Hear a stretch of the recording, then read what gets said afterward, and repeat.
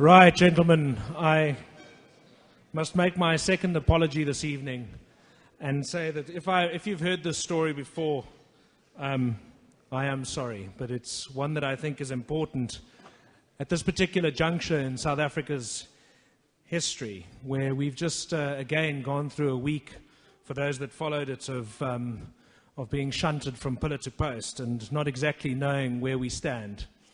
And I'm always reminded of what Jan Smuts wrote to MC Gillett in 1948 after he had been voted out of power, saying, and I'm paraphrasing because it isn't said exactly like this, but the gravamen of it is that we must always remember that in South Africa, the best of what we hope for and the worst of what we fear never happens.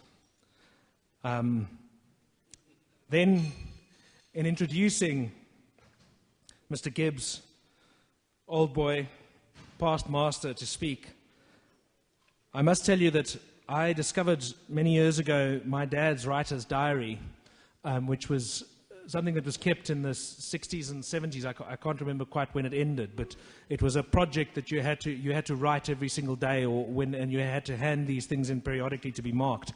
And the first entry in the writer's diary is an encounter with Mr. Gibbs. So my dad was at Boys High between 66 and I'm not quite sure when he left, but it was about 6 or 7 years later.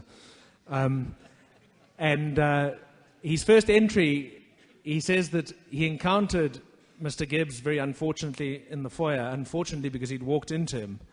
And Mr. Gibbs turned around and said, "Walk where you looking, boy." It'll take a moment to digest. Mr. Gibbs, if we could have a toast to South Africa.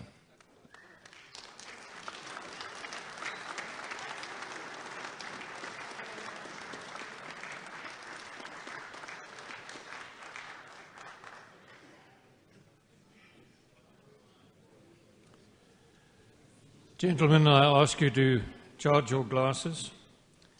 My toast is brief and comes from some words which come from Mr. Abernethy, old boy and former headmaster of our school. These are his words.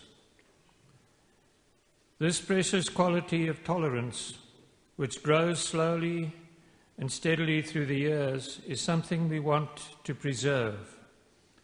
It is needed in all South African schools. It is needed so much in the character of our nation. Gentlemen, we need to follow these words and to pass them on to all around us, to make South Africa better for all. Let us try to make our people and our country more tolerant. I call on you to rise